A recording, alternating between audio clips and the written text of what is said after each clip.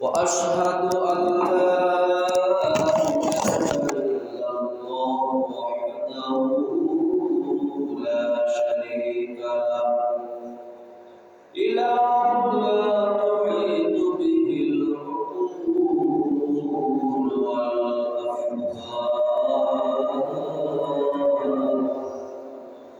وأشهد أن سيدنا ونبينا محمدا عبده ورسوله صلى الله تعالى عليه صلاة البررة العظام وعلى آله وأصحابه الأئمة الأعلام الذي أرسل إلى جميع الثقلين الإنس والجن بشيرا ونذيرا وداعيا إلى الله بإذنه وسراجا منيرا بارك الله لنا ولكم في القرآن العظيم وعلى آله وأصحابه أجمعين ونفعنا وإياكم بالآيات والذكر الحكيم اللهم ربي زدني علما ربي يسر ولا تعسر وتمم بالخير رب اشرح لي صدري ويسر لي أمري واحلل عقدة من لساني يفقهوا قولي وبك نستعين يا مستعان أما بعد أعوذ بالله من الشيطان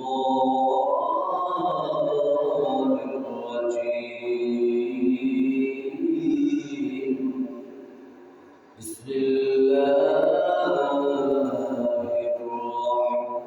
الرحمن الرحيم سبحان الذي أسرى بعبده ليلا من المسجد الحرام إلى المسجد الأقصى الذي باركنا حوله لنريه من آياتنا إنه هو السميع البصير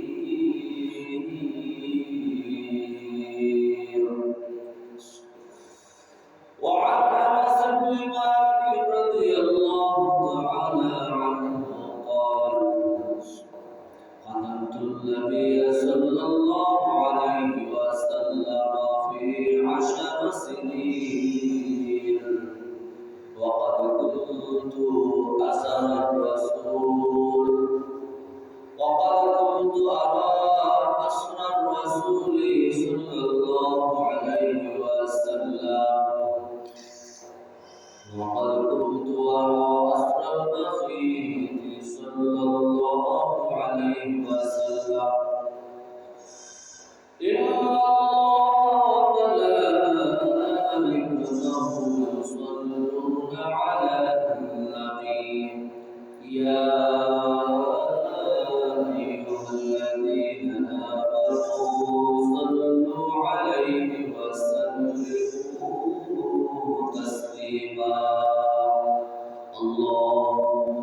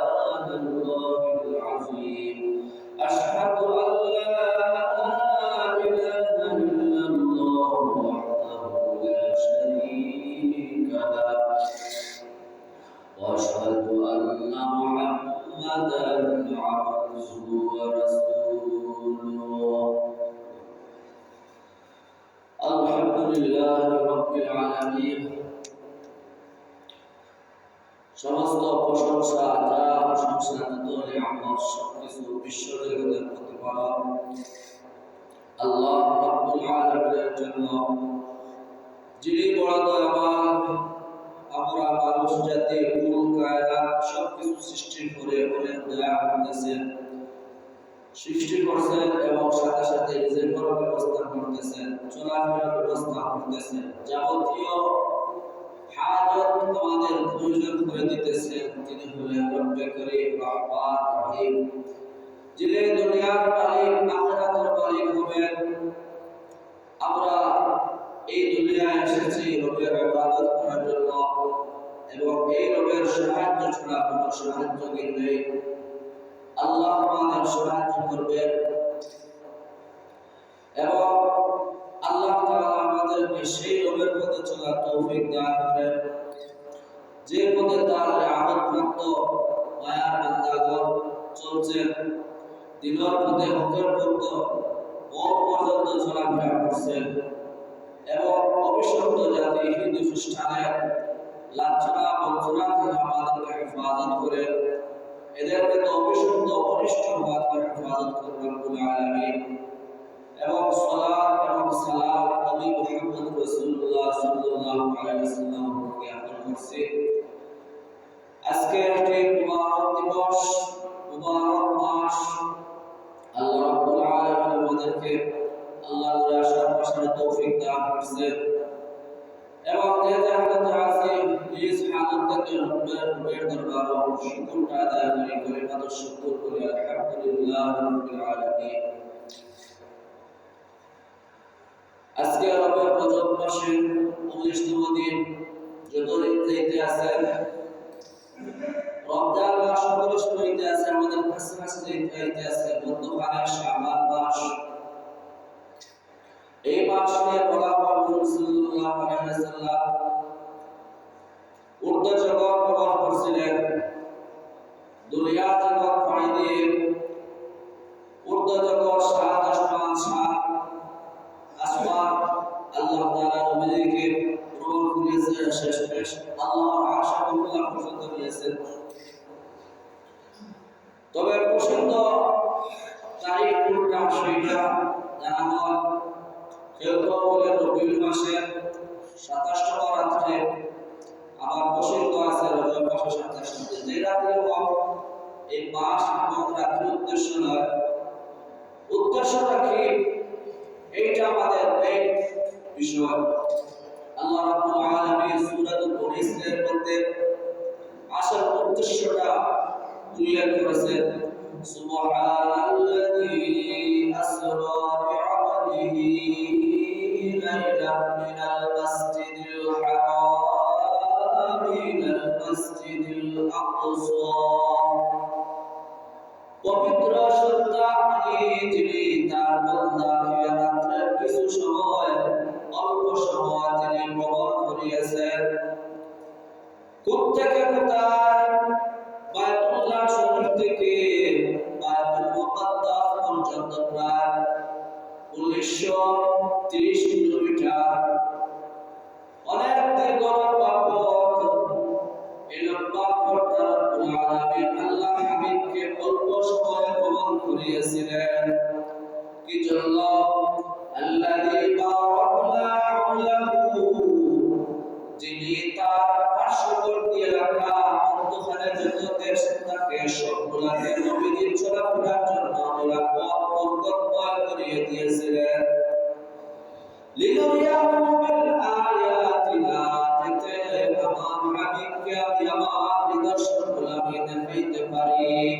ইল্লাহু হুয়াস সামিউল বাসীর আল্লাহ হলেন যিনি সবকিছু শুনেন এবং দেখেন সবকিছুর ক্ষমতা যার হাতে তিনি হলেন আল্লাহ রাব্বুল আলামিন ইন্নাহু আলা কুল্লি শাইইন কাদির তার দ্বারা সবকিছু সম্ভব তিনি সর্বশক্তিমান এই আয়াতের মধ্যে লাস্টের দিকে আল্লাহ রাব্বুল আলামিন ফুটিয়ে তুলেছেন লিনুরিয়াহু বিল আয়াতিনা যাতে আমি আমার হাবিবকে আমার কুদরতি নিদর্শন দেখাতে পারি তাফসীরে জালালাইনের মধ্যে আল্লামা জালালউদ্দিন রুমি রাহমাতুল্লাহ আলাইহি লিখেছেন এর মধ্যে আরো দুইটা উদ্দেশ্য যোগ করেছেন এই উদ্দেশ্যের মধ্যে এক নম্বর হলো হযরত হুজুর সাল্লাল্লাহু আলাইহি ওয়াসাল্লামকে উত্তর জগতে আল্লাহর কাছে যাওয়ার উদ্দেশ্য হলো হয়তো নবীকে আল্লাহ তাআলা সান্ত্বনা দেওয়ার জন্য ভ্রমণ করিয়েছিলেন কারণ যে বছর ভ্রমণ করিয়েছিলেন সেই বছরটাকে বলা হয় আমুল হাযান আমুল হাযান আমল হলো বছর আর হাযান হলো পেরেশানি চিন্তা বছর পেরেশানি বছরটা ছিল কিভাবে চিন্তা পেরেশানির বছর ছিল হুজুর সাল্লাল্লাহু আলাইহি ওয়াসাল্লামের আপন চাচা আবু তালিব যিনি তাকে সব সময় গার্ড দিয়ে রাখতেন নিরাপত্তা দিতেন এবং বাহিরে যিনি গার্ড দিতেন নিরাপত্তা দিতেন তিনি দুনিয়া থেকে চিরবিদায় নিয়েছিলেন এর ব্যাপারে তো খালাকে প্রধান 3 দিন বা 5 দিন বলা হয় ঘরের মধ্যে যে মহিলার কাছে মা খাদিজাতুল কুবরা রাদিয়াল্লাহু তাআলা তার কাছে সান্ত্বনা পাইতেন সেই স্ত্রীও আবু তালিব মৃত্যুবরণ করার 5 দিন বা 3 দিনের ভিতরে উনিও মৃত্যুবরণ করেছেন এবং হুজুরকে নিরাপত্তা দেওয়ার মতো কেউ নেই সান্ত্বনা দেওয়ার মতো কোনো মানুষ নেই এজন্য হুজুর সাল্লাল্লাহু আলাইহি ওয়াসাল্লাম বড় পেরেশানির মধ্যে বছর পড়ে গিয়েছিলেন আর এই বছরটা ছিল নবুয়তের 10 নম্বর বছর নবুয়তের 10 নম্বর বছর ছিল হুজুর সাল্লাল্লাহু আলাইহি ওয়াসাল্লাম বড় পেরেশানির মধ্যে দিয়ে কাটাইছিলেন দাওয়াত দিতেছিলেন উম্মতদেরকে কিন্তু উম্মতরা নবীর দাওয়াত মানে না এতদিন 10 বছর যাবত নবীজি দাওয়াত দিয়েছিলেন কিন্তু ছেলের চাচা মায়ের চাচা যদিও ঈমান আনলাই কিন্তু নিজের ভাতিজা ভাই আব্দুল্লাহর ছেলে সন্তানকে তো মহব্বত করতেন নিজের জানের চাইতে মহব্বত করতেন আব্দুল্লাহকে কিন্তু আব্দুল্লাহর উপর আক্রমণ করার কোনো সাহস পায় নাই এছাড়া দ্বিতীয় কোনো ব্যক্তি ছিল না শিশুর মহব্বতকে রক্ষা করার জন্য নিরাপত্তা দেওয়ার জন্য কিন্তু দেখা গেল আরবের কুরাইশ গোত্রের লোকেরা মুহাম্মদ সাল্লাল্লাহু আলাইহি ওয়াসাল্লামের দাওয়াত দেওয়ার কারণে হকের কথা বলার কারণে উনার উপরে এই কাফির মুশরিকরা বড় ক্ষিপ্ত ছিল বড় আক্রোশ অবস্থায় ছিল কিভাবে সময় সুযোগ পাওয়া যায় মুহাম্মদকে হত্যা করে আক্রমণ করে দুনিয়া থেকে তাকে চিরবিদায় করে দেওয়া যায় আউযুবিল্লাহ নবীর অবস্থা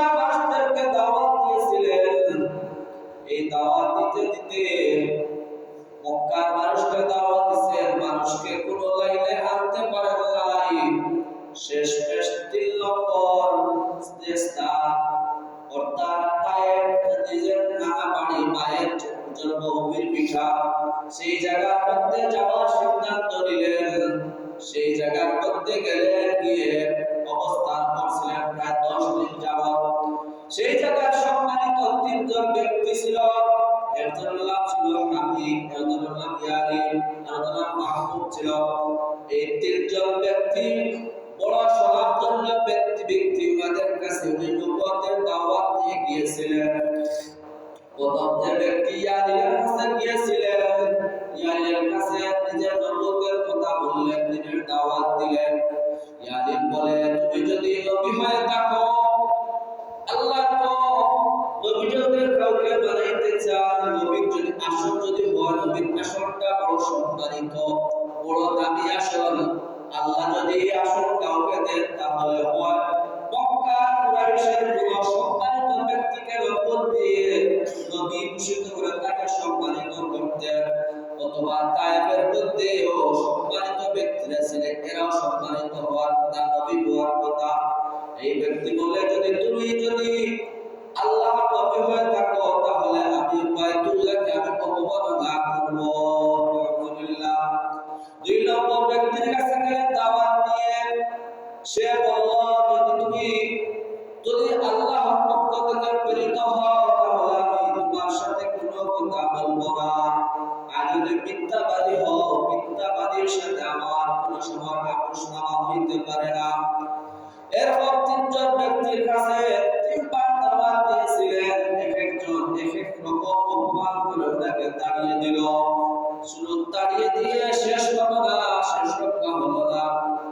এই মক্কার মুশরিকরা, এই তায়েফের মুশরিকরা নবীজির এই কথাগুলো শুনে তারা ঠাট্টা বিদ্রূপ শুরু করে দিল, হাসি তামাশা শুরু করে দিল। তারা বলল, যদি কাউকে আল্লাহ নবী পাঠান, তাহলে মা নাই, বাবা নাই, এতিম সন্তান, টাকা পয়সার মালিক নয়, বিলিয়নপতিও নয়, কোটিপতিও নয়, এই ব্যক্তিকে কেন আল্লাহ নবী বানাইবেন? এবং হাসি তামাশা করে তাদের পাড়া মহল্লার যত বোকাটে ছেলেরা ছিল, শিশুরা ছিল, এদেরকে তারা উস্কে দিল।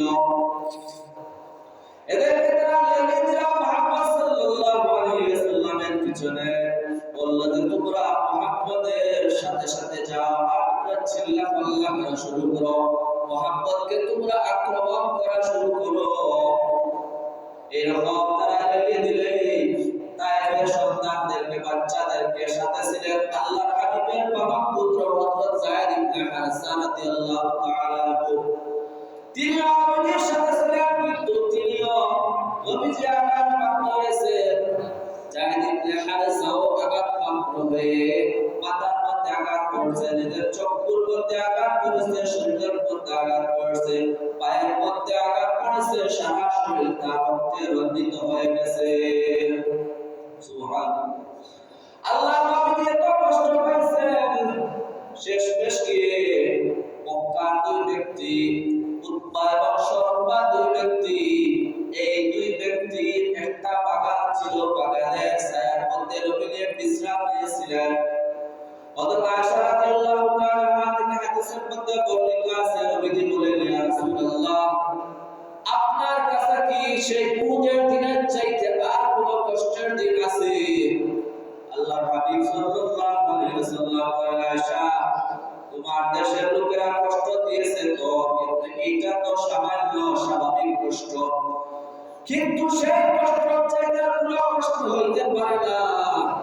অর্থাৎ তায়েফের ময়দানের কথা আল্লাহর হাবিব স্মরণ করলেন, বললেন যে ইয়াদির হাবিবদের কাছে তিনি নবুয়তের কথা স্বীকার করলেন, দিনের দাওয়াত দিয়েছিলেন, তিনি তার কথার কোনো জবাব না দিয়ে উল্টা আক্রমণ করেছেন।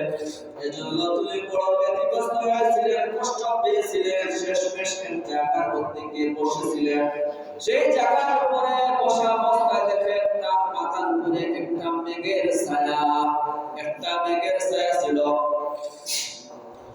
এই মেঘের ছায়া থেকে তাকিয়ে দেখেন হযরত জিবরাইল আলাইহিস সালাম মেঘের ছায়ার মধ্যে আছেন। তিনি ডেকে বলেন, মুহাম্মদ, তোমার কাছে আল্লাহ রাব্বুল আলামিন এই মেঘের দায়িত্ব যে নিযুক্ত ফেরেশতা আল্লাহকে পাঠিয়েছেন, দুনিয়ার পাহাড়ে নিযুক্ত যে ফেরেশতা, তার পাহাড়কে পাঠিয়েছেন। তুমি যদি চাও তাকে অর্ডার দিয়ে তায়েফের মানুষের নাফরমানি করেছে, তোমাকে কষ্ট দিয়েছে, এই তায়েফের দুইটা পাহাড় আহবাতাই বলা হয়। বিশাল বিশাল পাহাড়, এই সমস্ত পাহাড় দিয়ে তুমি অর্ডার দাও মুহাম্মদ, পাহাড়ের দায়িত্বরত ফেরেশতাই দুই পাহাড়কে চাপা দিয়ে তায়েফের মানুষদেরকে ধ্বংস করে ফেলবে।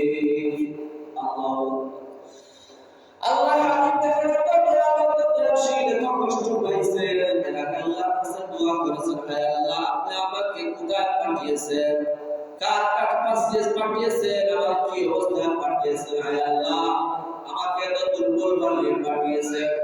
আল্লাহ রাব্বুল আলামিন সহ্য না করতে পেরে জিবরাইল ফেরেশতাকে অর্ডার দিলেন, হে জিবরাইল তুমি পাহাড়ের নির্মিত এই আহবাতায় দুইটা পাহাড়, এই দুই পাহাড়ের নির্মিত ফেরেশতাকে পাঠিয়ে দাও। মুহাম্মদ আমার হাবিব যদি বলেন তাহলে এই পাহাড় দুইটা দিয়ে এই তায়েফে যারা নাফরমানি করছে তাদেরকে ধ্বংস করে দিবে। কিন্তু আল্লাহ হাবিব সাল্লাল্লাহু আলাইহি ওয়াসাল্লাম জবাবে কি বলেন জানেন? নবী বলেন এই দিকে দায়িত্ব পাহাড়ের দায়িত্ব ফেরেশতা নবীকে ডেকে সালাম করলেন আপনি যদি আমাকে অর্ডার দেন তাহলে পাহাড়ের চাপা দিয়ে এদেরকে আমি ধ্বংস করে দেব। আল্লাহ হাবিব সাল্লাল্লাহু আলাইহি ওয়াসাল্লাম বলেন না না না, হতে পারে না, কখনো হতে পারে না, এরা যদিও নাফরমানি করেছে, আজকে আমাকে কষ্ট দিয়েছে, কালকে হয়তো এদের কোনো সন্তানের ঘরের নাতি-পুতিরা ভবিষ্যৎ প্রজন্ম এরকম হইতে পারে যাতে এই ভবিষ্যৎ প্রজন্মের এই সন্তানরা হয়তো ঈমান এনে আল্লাহর দ্বীন দুনিয়ার মধ্যে কায়েম করতে পারে। সুবহানাল্লাহ। সেই নবীজিকে দয়া মানুষ, দয়ার মানুষ, দুনিয়াতে তো দয়া, আখিরাতে না জানি কত দয়া করবেন। এই নবীজি এত কষ্ট পেয়েছেন, এই সমস্ত কষ্ট পাওয়ার কারণে নবীজিকে সান্ত্বনা দেওয়ার জন্য এই এক নম্বর উদ্দেশ্যটা তাফসীরে জালালার মধ্যে আছে। হয়তো নবীজিকে সান্ত্বনা দেওয়ার জন্য আল্লাহ তাআলা মেরাজে নিয়েছিলেন। মেরাজ শব্দ তৈরিটা ঊর্ধ্বগমন করা, উর্জুন শব্দ থেকে এটা গঠিত হয়েছে ঊর্ধ্ব দিকে ওঠা, ঊর্ধ্বগমন করা। আর আসরা, সুবহানাল্লাযী আসরা অর্থ হলো গমন করা। আল্লাহ এর রাত্রে গমন করার দ্বারা এটা বোঝায় যে সারা রাত্রি গমন করেছেন। যেমন আমাদের বাংলা ভাষায় বলি অমুক ব্যক্তি দিনে অমুক জায়গায় গিয়েছেন, দিনে অমুক জায়গায় গিয়েছেন বলতে কি সারাদিন গিয়েছেন, সারাদিনের মধ্যে অল্প সময় হয়তো গিয়েছেন, আবার ফিরে চলে এসেছেন। এরকম লাইলার শব্দটা মধ্যে আল্লাহ তাআলা ব্যবহার করে বুঝিয়েছেন যে রাত্রে কিছু অংশে অনির্দিষ্টভাবে বলেছেন। যদি নির্দিষ্ট করতে সারা রাত্রি গমন করেছেন তাহলে বোঝা গেল সারা রাত্রি আল্লাহ তাআলা নবীজিকে গমন করিয়েছিলেন।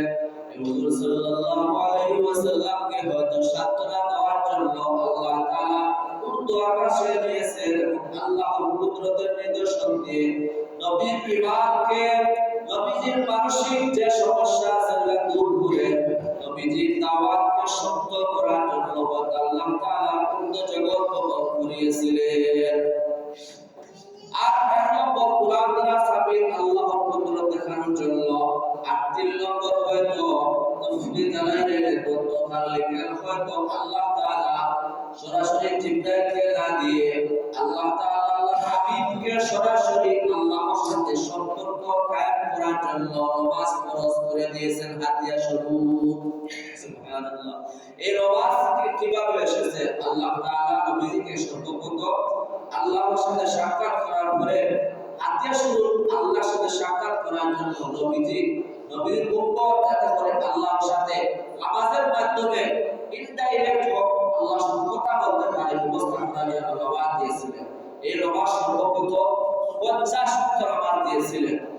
আর হযরত মুসা আলাইহিস সালাম যিনি ষষ্ঠ আসমানে ছিলেন, ওনার পরামর্শে 9 বার নবীজি আল্লাহর দরবারে গিয়ে যাইতে 50 ওয়াক্ত দিলেন, 5 ওয়াক্ত নামিয়ে আনছেন। তারপরেও আল্লাহ তাআলা এই নবীজির উম্মতকে পেরেশান করেন না। নবী দুনিয়া আসার পরে বড় পেরেশানের মধ্যে পড়ে গেলেন। কি করলাম মুসা আলাইহিস সালামের কথা আমার উম্মতের এত বড় একটা সওয়াবের কাজকে কমিয়ে দিয়েছেন পেরেশান করে আল্লাহ রাব্বুল আলামিন আল্লাহর হাবিবকে জিবরাইলের মাধ্যমে জানিয়ে দিলেন ও আমার হাবিব যদি আপনি কয়বার আসা যাওয়ার কারণে 5 ওয়াক্ত করে 45 ওয়াক্ত কমিয়ে নিয়েছেন আর 5 ওয়াক্ত রেখেছেন তারপর আপনার উম্মতকে আমি 50 ওয়াক্তের সওয়াব থেকে মাহরুম করি নাই। কি হবে যদি আপনার কোন উম্মত যদি দৈনিক 5 ওয়াক্ত নামাজ পড়ে এই 5 ওয়াক্তের বদলে আমি তাকে 50 ওয়াক্ত নামাজ পড়ার সওয়াব দান করব। এই 5 ওয়াক্ত নামাজটা আল্লাহ তাআলা জিবরাইলের মাধ্যমে আল্লাহ নবীর কাছে আল্লাহ তাআলা ওহীর মাধ্যমে বলেন নামাজটা এর দ্বারা অনেক গুরুত্বপূর্ণ একটা আমল যাতে বান্দা আল্লাহর সাথে সম্পর্ক কায়েম হয় এজন্য হয়তো আল্লাহ তাআলা নবীজিকে নিয়ে নামাজটা হাতিয়ারটা আল্লাহর সাথে সাক্ষাৎ করা এই মিলন বন্ধনটা দান করেছেন নামাজের মাধ্যমে। সুবহানাল্লাহ। এই তিন উদ্দেশ্য মধ্যে কোনো একটা হইতে পারে অথবা তিন উদ্দেশ্য হইতে পারে। এক নম্বরটা সান্ত্বনা দেওয়ার জন্য, দুই নম্বরটা আল্লাহর কুদরত দেখানোর জন্য, আল্লাহর কুদরত অনেক বিশাল কুদরত আছে, অসংখ্য কুদরত আছে বলে দেখানোর জন্য, অথবা তিন নম্বর আল্লাহ এবং বান্দার সাথে সম্পর্ক কায়েম করার ব্যবস্থা স্বরূপ নামাজটা নবীজিকে দান করেছেন হাদিয়া স্বরূপ উম্মতের জন্য ফরজ করে দিয়েছেন। সুবহানাল্লাহ। এই জন্য হয়তো মুসলমান এই জন্য অনেকে বলে কি মেরাজটা সত্য না অসঠিক, কিন্তু না, মেরাজের অনেক কি আছে। যেসব হুজুর সাল্লাল্লাহু আলাইহি ওয়াসাল্লাম তার নিকটাত্মীয় তার চাচাতো বোন উম্মে হানির বসে ছিলেন, এই গোর সাত খোলা ছিল, খোলা অটোমেটিকলি কুদরতিভাবে দেখা যায় সাতের তীর যেগুলো আছে সাতটা খুলে গেছে। আর ফেরেশতা জিবরাইল আলাইহিস সালাম এবং সাথে মিকাইল এবং ইসরাফিল আলাইহিস সালামের সাথে হুজুর সাল্লাল্লাহু আলাইহি ওয়াসাল্লামকে সর্বপ্রথম হাতিমে কাবার মধ্যে এনেছিলেন। যেহেতু হুজুর বলেন এই আমার কনিষ্ঠ আত্মীয় করে এই অবস্থায় সামান্য একটু অবস্থায় আসিও না, পুরাপুরি দুঃখ লাগে না, আর জীবনের অবস্থায় এসে উত্তরের অবস্থায় আছে, এই অবস্থায় আমাকে ওনারা পাইছে। ওনারা আমাকে কুদরতিভাবে আল্লাহর হুকুমে ওনারা হাতিমে কাবা দিয়েছে। যেহেতু দুটো অবস্থা ছিলাম, হাতিমে কাবা দিয়েছে, নেওয়ার পরে আমি শোয়া ছিলাম, এখানে আবার গভীর করছিলাম, এখান থেকে আবার সজাগ করে ওনারা আমাকে দরজার হুকুমের কাছে নিয়েছে। যাওয়ার পরে আমাকে সেই জায়গার মধ্যে তারা আমাকে পক্ষ বিধারণ করেছিল, অর্থাৎ অপারেশন করেছিলেন। এই অপারেশনটা বলা হয় 3 নম্বর অপারেশন। বিজেপির গুণে হলো বলে 3 বার অপারেশন করা হয়েছে, অর্থাৎ সিনা চাপ করা হয়েছে।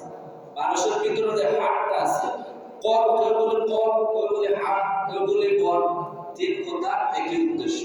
এই বলটাকে হুজুর সাল্লাল্লাহু আলাইহি ওয়াসাল্লাম এটাকে দৌত করার জন্য, পরিষ্কার করার জন্য এই 3 নম্বর বা 4 নম্বর বা হুজুর সাল্লাল্লাহু আলাইহি ওয়াসাল্লামকে জব্দবের উপর মধ্যে নিয়েছে। নেওয়ার পরে ওনারা কেউ বলে নবীজিকে সিরা হয়েছে, কেউ বলে নবীজিকে ফাড়া হয়েছে।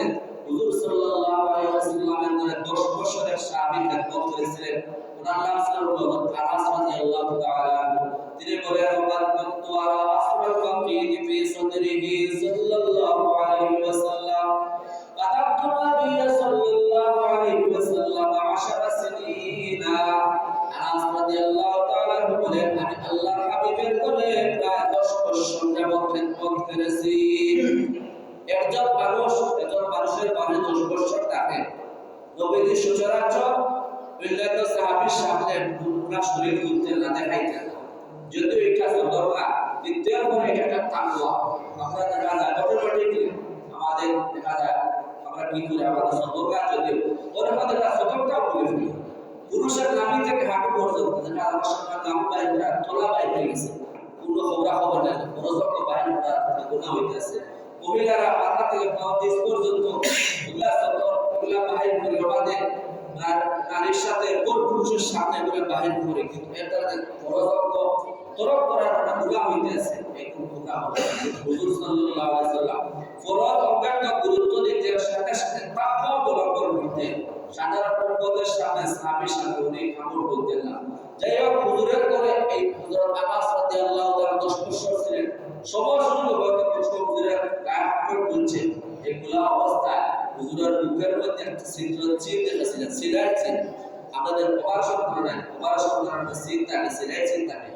আনাস রাদিয়াল্লাহু আনহু বলে ওয়াকাদ কুনতু আরা আসরুল মাকিত ফি সাদরিহি সাল্লাল্লাহু আলাইহি ওয়াসাল্লাম, আমি একদিন হুজুর সাল্লাল্লাহু আলাইহি ওয়াসাল্লামের বুকের মধ্যে দেখেছিলাম চিহ্ন, কাটার চিহ্ন। এর দ্বারা বোঝা যায় হুজুর সাল্লাল্লাহু আলাইহি ওয়াসাল্লামকে হুজুরের জিন্দেগিতে অপারেশন করা হয়েছিল।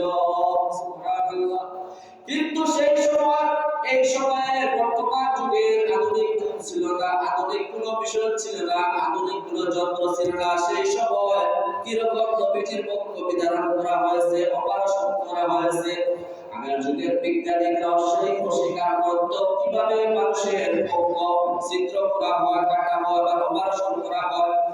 আজকে বিজ্ঞান করতেছে না মানুষের শরীরকে খন্ড বিখন্ড করা যায় অপারেশনের মাধ্যমে, কাটা ছিঁড়ার মাধ্যমে, আমার সেলার মাধ্যমে শরীরটা জোড়া লাগানো যায়। তারা এটাকে অস্বীকার করত।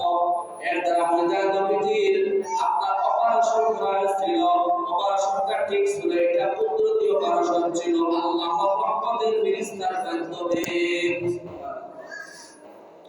এখন অপারেশন হয়েছিল শৈশব অবস্থা, শিশু অবস্থা, শিশু কাঁদতে যে সময় শৈশব অবস্থায় দেখো এদিক সেদিক চলাফেরা, শিশুদের মনোভাবে এরকম থাকে। এটা দূর করার জন্য হালিমা সাদিয়া সন্তানের সাথে, সে দুধের সাথে একবার বকরির চড়াইতে গেছিলেন। সেই অবস্থায় একবার ঘটনাক্রমে হুজুর সাল্লাল্লাহু আলাইহি ওয়াসাল্লাম অপারেশন করেছিলেন। লীলাবর বলা হয় 20 বছরের সময় হুজুর সাল্লাল্লাহু আলাইহি ওয়াসাল্লামের যৌবন সুযোগ যে আমরা অনেক সময় খারাপ স্বভাব থাকে, এই স্বভাবটা দূর করার জন্য হুজুর সাল্লাল্লাহু আলাইহি ওয়াসাল্লামের সিনা চাক করা হয়েছিল। 3 নম্বর বলে 40 বছরের সময় যে হুজুরকে নবুয়তি দান করবেন, নবুয়তি ওহীর পায়াগুলা কুদরতি কবর যাতে গ্রহণ করতে পারেন, এই জন্য নবীজিকে 3 নম্বর বার অপারেশন করা হয়েছিল, সিনা চাক করা হয়েছিল। আর 4 নম্বর বলা হয় হুজুর সাল্লাল্লাহু আলাইহি ওয়াসাল্লাম যে উর্দু জগতে যাইবেন, এজন্য উর্দু জগতে যাওয়ার জন্য পরামর্শটা ঠিক করার জন্য হুজুর সাল্লাল্লাহু আলাইহি ওয়াসাল্লাম চতুর্থবার অপারেশন করা হয়েছে। এই অপারেশনটা সাধারণ অপারেশন না। হুজুর সাল্লাল্লাহু আলাইহি ওয়াসাল্লামকে জব সুবত হাফেজে হুজুর সাল্লাল্লাহু আলাইহি ওয়াসাল্লামের কলটাকে, হাতটাকে বাহির করে জবজবের পানি দ্বারা দৌত করেছে এবং তস্তরি অর্থাৎ সোনার একটা পাত্র, সোনার তস্তরির মধ্যে ঈমান এবং হিকমত পরিপূর্ণ করে হুজুর সাল্লাল্লাহু আলাইহি ওয়াসাল্লামের হাতটাকে দৌত করেছিলেন, যাতে করে হুজুরের ঈমানটা, কলবটা ঈমান এবং হিকমত দ্বারা জীবনটা পরিপূর্ণ হয়ে যায়। এই জন্য এই সোনার তস্তরির মধ্যে জান্নাতি এগুলা হিকমত ঈমান দ্বারা হুজুরের কলবকে পরিষ্কার করা হয়েছিল। কেউ বলে না হুজুর সাল্লাল্লাহু আলাইহি ওয়াসাল্লামের কলবটাকে বাড়িয়ে হুজুরের কলবের ভিতরে এই যে ঈমান হিকমত এগুলা তার ভরপুর করা হয়েছিল। জবজবের পানিটা ভরপুর করা হয়েছে যাতে হুজুরের সমস্ত বডিটা, শুধু কলব নয়, শুধু হাত ও সারা শরীরটা হুজুরের দিয়ে জায়গা সুন্দর হয়ে যায়, ঈমান দ্বারা পরিপূর্ণ হয়ে যায়। এর দ্বারা হুজুর সাল্লাল্লাহু আলাইহি ওয়াসাল্লামের ইতিহাস পাওয়া যায়, হাদিসের মধ্যে পাওয়া যায় হুজুরের সিনাসা করা হয়েছিল, উর্দু জগতে ভ্রমণ করছিল। এক সময় আগের যুগের বিজ্ঞানীরা আবিষ্কার করত উর্দু জগতে বাদ ডুবে যাওয়া যায়, কিন্তু বর্তমান যুগে বিজ্ঞান প্রমাণ করতেছে যে বিজ্ঞানীরা একসময় অস্বীকার করত, বর্তমানে এই বিজ্ঞান স্বীকার করতেছে না উর্দু জগতে যাওয়া যায়।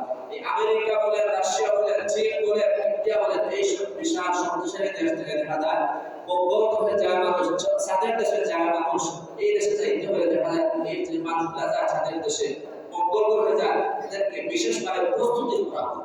ঠিক নবীজির আল্লাহ তাআলা কাছে যাইতে হলে কিছু তার প্রস্তুতি করার জন্য চতুর্থবার হুজুর সাল্লাল্লাহু আলাইহি ওয়াসাল্লামকে সিনা চাক করা হয়েছিল, অপারেশন করা হয়েছিল, যাতে করে উর্দু জগতের পরিবেশটা যেটা আছে এইটা যাতে করে উনি সহ্য করতে পারেন। হুজুর সাল্লাল্লাহু আলাইহি ওয়াসাল্লামের এই তিনটা উদ্দেশ্য হতে পারে। এজন্য আমরা বিশ্বাস করব আসল উদ্দেশ্য এই একটা তিন উদ্দেশ্য একটা উদ্দেশ্য হলো নামাজ, বিশেষটা আল্লাহ ও বান্দার সাথে সম্পর্ক কায়েম করার জন্য নামাজ। এই নামাজের আমরা গুরুত্ব দিব। হুজুর সাল্লাল্লাহু আলাইহি ওয়াসাল্লাম মেরাজে গিয়েছিলেন।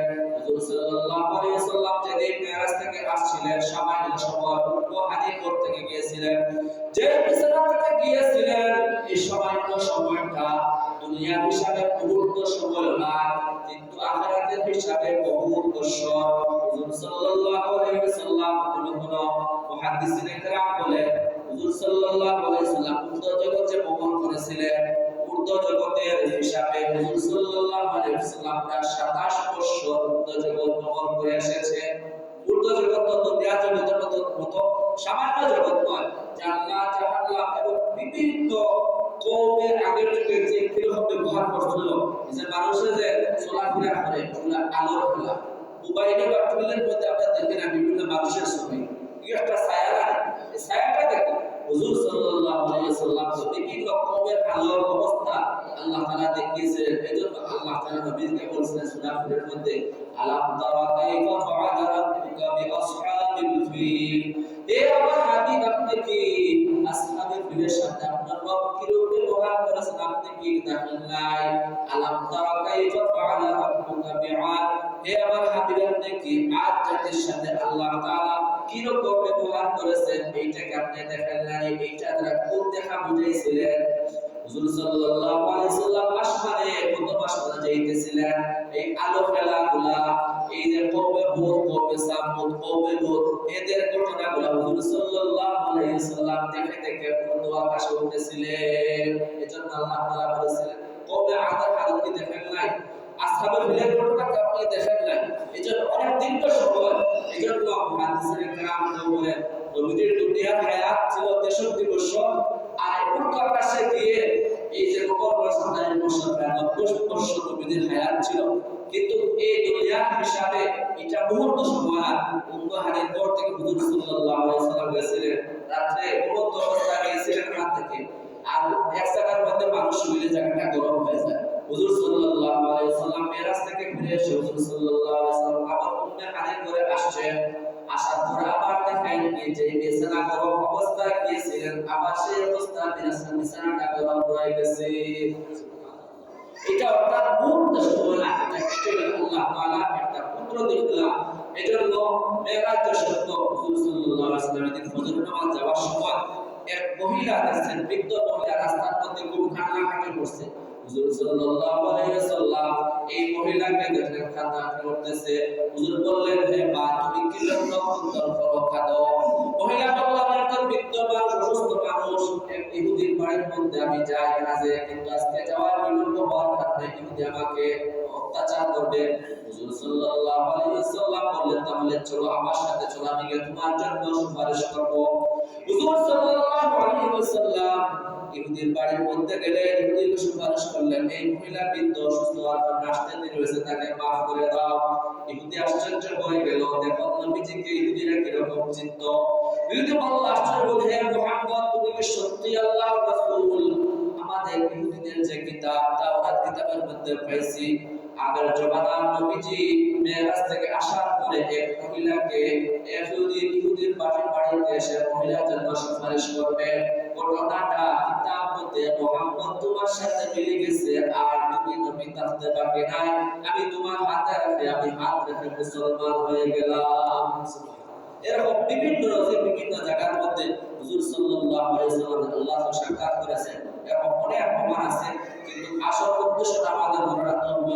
হুজুরের কোরআন উদ্দেশ্য না জান্নাত জাহান্নাম সম্পর্কে ইনশাআল্লাহ আগামী জুমা আলোচনা করবে। জান্নাতে কিরকম হুজুর নাজ নেওয়ান দেখছে, আর কিরকম গুনাহ করলে জাহান্নামের মধ্যে আমাদের কিরকম আযাব দিবে, এগুলা আমাদের আসল উদ্দেশ্য। মেরাজ উদ্দেশ্য মেরাজ হবে না, আর উদ্দেশ্য হবে না, আমাদের আসল উদ্দেশ্যের উপরে আমাদের আমল বাস্তবায়ন করতে হবে। আল্লাহ রাব্বুল আলামিন আমাদেরকে আমল করার তৌফিক দান করুন। ওয়া আলাইকুম।